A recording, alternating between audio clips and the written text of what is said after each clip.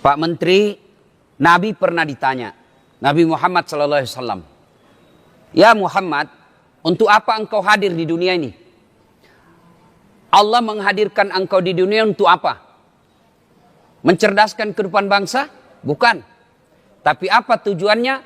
Liutammimal makarimal akhlak. Memperbaiki akhlak manusia. Nah, oleh karena itu tepat sekali ketika kita berbicara soal akhlak di kementerian ini. Sebab kenapa? Inilah kementerian yang sangat memudahkan pegawainya masuk surga. Benar. Karena kata Nabi, fakir miskin dengan aku itu, fakir miskin dengan saya itu seperti dua jari ini. Tidak bisa dipisahkan, dekat sekali. Fakir miskin dengan aku, dekat sekali. Maka orang yang menangani fakir miskin itu pasti dekat dengan Nabi. Tapi ingat, dekat juga dengan neraka. Oleh karena itu, maka diperlukan akhlak. Salah satu akhlak itu bersyukur atas segala nikmat yang Allah berikan. Nah, hari ini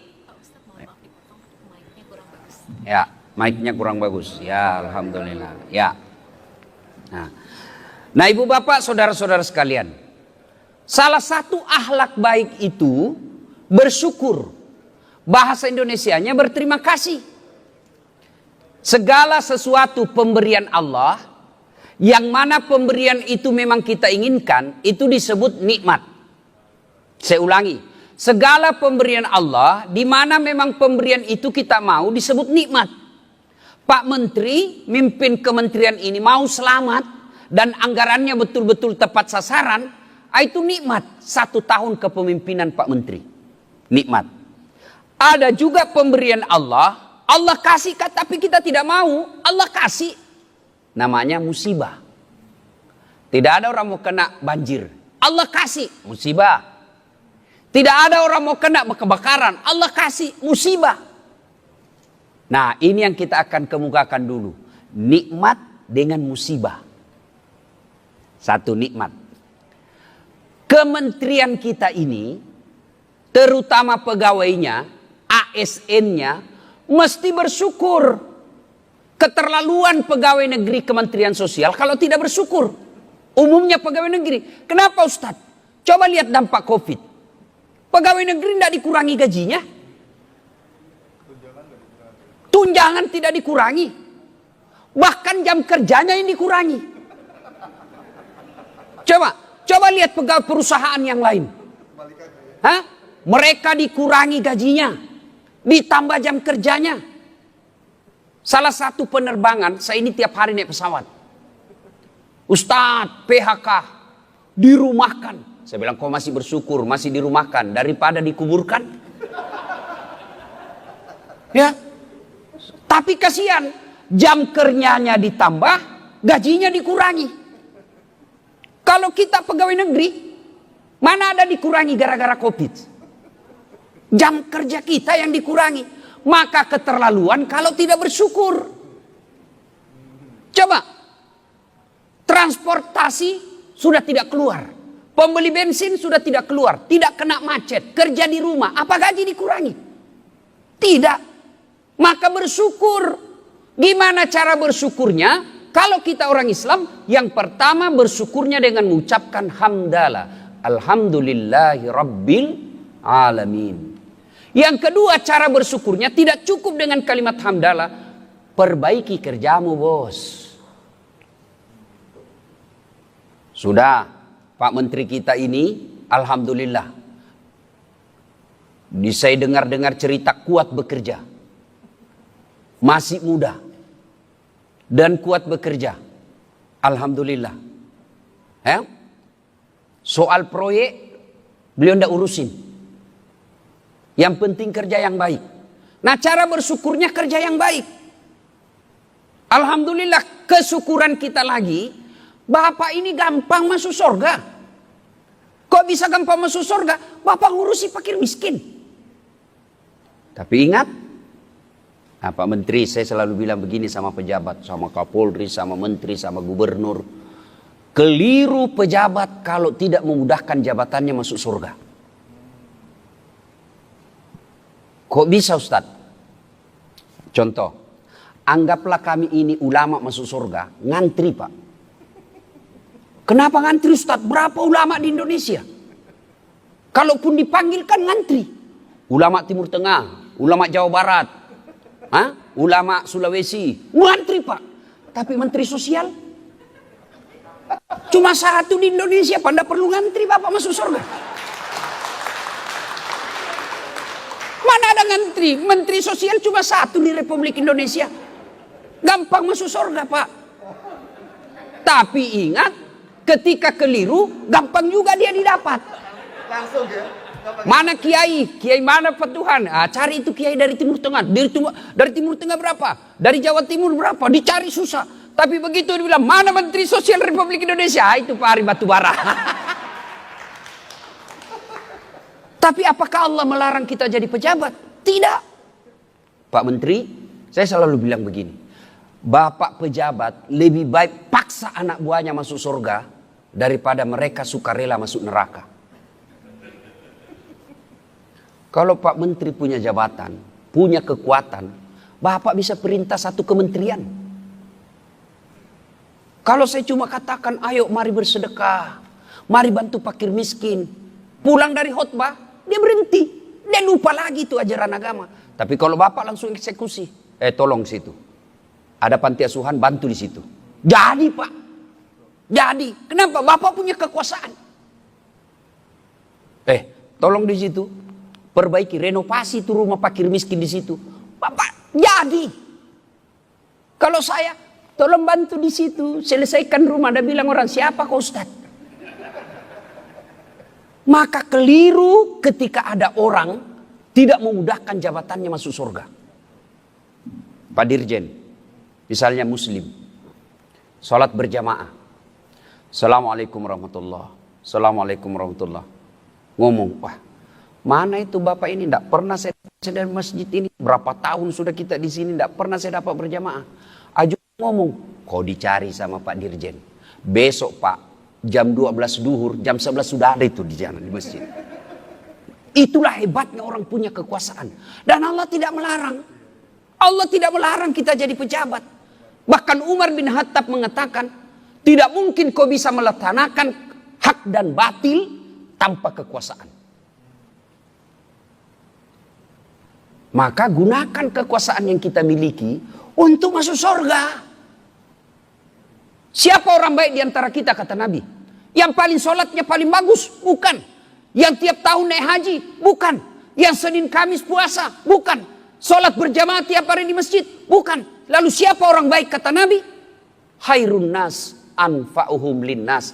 Yang paling banyak manfaatnya buat orang lain. Siapa orang paling banyak manfaatnya buat orang lain? Kita leni ke Mensos. Begitu ada bencana banjir, apa ada KPK di situ? Mensos dulu yang ada di situ, Pak. Ayo. Begitu ada kebakaran, apa Kementerian Agama ada di situ baca khutbah? Enggak, Pak. Mensos. Coba. KPK urusan kalau Bapak salah gunakan anggaran. Tapi saya kira keterlaluan Pak kita kalau masih mau menyalahgunakan Pak. Kita umat Islam selalu kan ketika kita sholat baca inna sholati, itu setiap sholat dibaca itu inna sholati wa nusuki wa mahyaya wa mamati lillahi rabbil alamin. Sesungguhnya hidupku, matiku, ibadahku, sholatku, saya serahkan segalanya kepada Allah. Berarti ini aplikasinya, prakteknya dalam kehidupan kita bekerja ikhlas. Itu ikhlas, luar biasa penghargaan Allah. Kalau Pak Menteri bilang begini, Dasat, kau kerja ini ya, soal honor saya punya urusan. Maka saya paksi maksimal kerja saya Pak. Kenapa? Saya belum tahu nilainya, maka saya akan bekerja dengan baik. Tapi kalau Pak Menteri, Ustadz kau kerja ini 10.000, maka saya akan kerja seada-adanya. Nah, saya sudah tahu nilainya. Itulah ikhlas. Kalau Bapak bekerja di Kemensos hanya mengharapkan pujian dari Pak Menteri, capek Pak.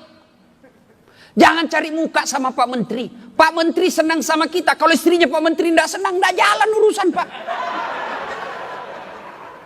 Pak, cari muka sama Menteri, capek. Kenapa capek Ustadz? Contoh, ini penyakit manusia. 10 disuruh kerja. Kau kerja ini DA, 10. 9 yang benar, 1 yang salah, yang 1 dipersoalkan Pak. Goblok memang kamu ini. Sudah dikasih tunjangan, dikasih uang bensin, dijamin sopirmu. Ini kau tidak bisa kerja. 9 yang benar, 1 yang salah, yang 1 dipersoalkan. Itu manusia. Beda kalau Bapak mencari ridha Allah. Bapak 10 kerja, 9 1 salah. Yang 1 yang benar. Ini yang Allah puji. Maka jangan cari muka sama menteri. Begitu ganti menteri, cari muka lagi. Capek kita cari muka. Maka itu yang disebut kerja ikhlas. Kerja ikhlas. Dan orang yang kerja ikhlas bukan cuma dapat gaji tiap tahun, tiap bulan, tapi dia dapat janji surga. Tapi kalau Bapak bekerja, cari muka, kejar golongan dan gaji, di akhirat nanti, ya Allah, mana pahala aku ngurus fakir miskin 30 tahun? Allah berfirman, kau bohong. Kau ngurus fakir miskin itu kan kau mau cari muka. Kau sudah dapat eselon, kau mau dapat penghargaan manusia. Kau sudah dapat, saya sudah kasih kau di dunia. Sekarang kau tidak dapat apa-apa. Maka orang Kementerian Sosial mestinya mengedepankan bekerja lillahi ta'ala. Dan orang yang bekerja lillahi ta'ala insya Allah aman dari KPK.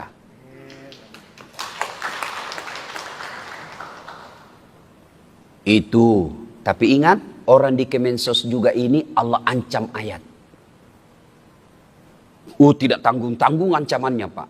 Dan Bapak orang Islam pasti hafal semua ini ayat. Ara'aital ladzi yukatsibu biddin.